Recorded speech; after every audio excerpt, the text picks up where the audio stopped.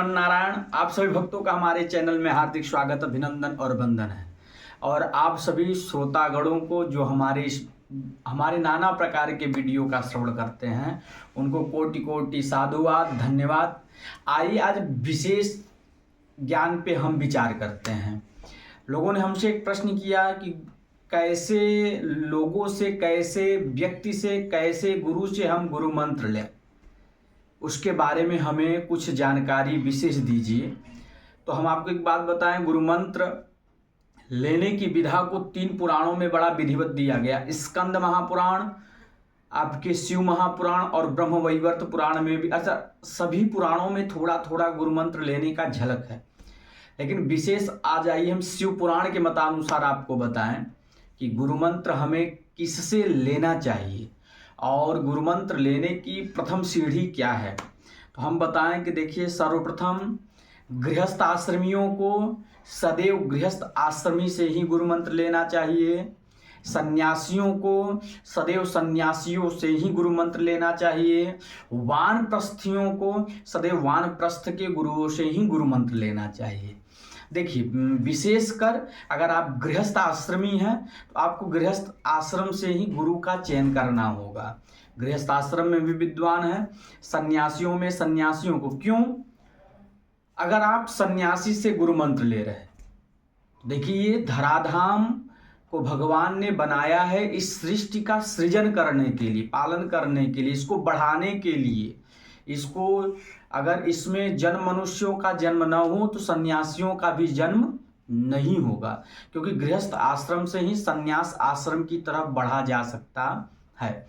कहीं कहीं पुराणों में साफ तौर पे लिख दिया गया, जैसे लोग कहते हैं कि मैं बचपन से सन्यासी हूं, तो शास्त्रों में तो कहीं ना कहीं ये प्रतिबंधित है क्या कि आपको सन्यास आश्रम, गृहस्थ आश्रम भोग लेने के बाद ही करना होगा।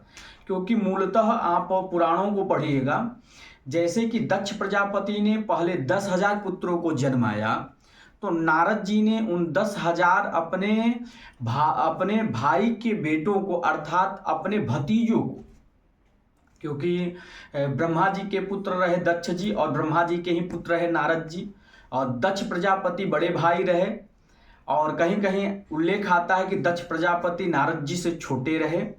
तो उनके ही अपने ही भाई के पुत्रों को, 10,000 पुत्रों को जब उन्होंने संन्यास आश्रम के बारे में बताया, तो दक्ष प्रजापति ने 10,000 पुत्रों का जन्म कराया था इस सृष्टि को बढ़ाने के लिए। लेकिन जब वो 10,000 बच्चे संन्यास आश्रम की तरफ गए और पुनः 10,000 पुत्रों को जब जन्माया, तो फिर नारद जी ने उनको संन्यास आश्रम के लिए उपदेश दिया और वो सन्यासी हो गए।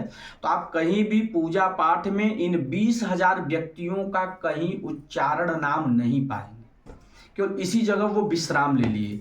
आप कभी भी यज्ञशाला में, यज्ञ मंडप में जाइएगा और यज्ञ मंडप में 33 कोटि देवताओं का आवाहन ब्राह्मण करते हैं, तो उनमें उन्हीं देवताओं का पूजन होता है जो वैवाहिक जीवन से संन्यास आश्रम में गए। तो इसीलिए शिव पुराण मुख्यतः आपको कहता है कि अगर आप वानप्रस्थी हैं तो वानप्रस्थी से ही गुरु मंत्र लें, क्योंकि वानप्रस्थ में क्या क्या होना है वानप्रस्थी ही समझाएंगे। आप संन्यास आश्रम में सन्यासी कैसे बने ये आपको समझाएंगे। क्योंकि देखिए, एक बात बताऊं आपको, गुरु मंत्र बड़ा, जैसे लोग कहते हैं कि पानी को छान कर पीना चाहिए, वैसे ही गुरु मंत्र गुरु जी को छान कर तब चयन करना चाहिए, उनका चयन करना चाहिए। क्योंकि शिव पुराण कहता है कि गुरु शिष्य का परीक्षण 1 महीने ले, और जब वो 1 महीने लेकर प्रसन्न हो जाए कि आप मेरे शिष्य बनने योग्य हैं, तब शिष्य को गुरु का परीक्षण 6 महीने लेना चाहिए। कितने महीने? 6 महीने। अर्थात देखिए कितनी बड़ी बात है कि शिष्यों का परीक्षण 1 महीना करना है। क्यों? क्योंकि विशेष बात ये रही कि सदैव शिष्य हमेशा दुराचारी होंगे, व्यभिचारी होंगे, उनको कुछ नहीं आता होगा।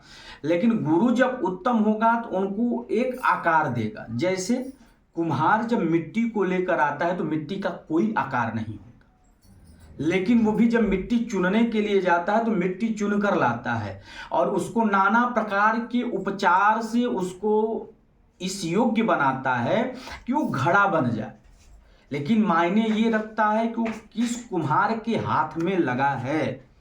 पता चला घड़ा भी बन तो गया, लेकिन घड़ा देखने में सुयोग्य नहीं है, उसका आकार, उसकी आकृति सुंदर नहीं है, जो मार्केट में रख कर बेचा भी जा रहा हो तो बिके नहीं।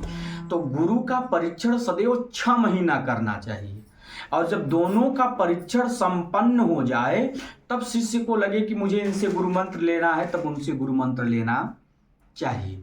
अर्थात देखिए, गृहस्थ आश्रम के लिए नाना प्रकार के उपाय हैं जो गुरुजी आपको समझाएंगे। वानप्रस्थियों के लिए भी नाना प्रकार के उपचार हैं जो वानप्रस्थी समझाएंगे।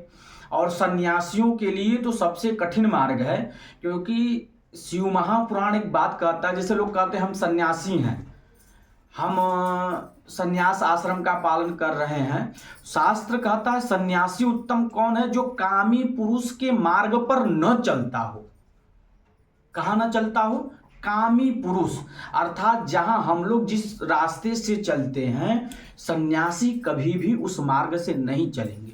उनका मार्ग ही जंगल होगा, उनका मार्ग ही पहाड़ होगा। जहां कामी पुरुष रहेंगे वहां सन्यासियों के रहने का स्थान नहीं होता। ये पुराण नाना प्रकार का उपदेश देता है इसके बारे में।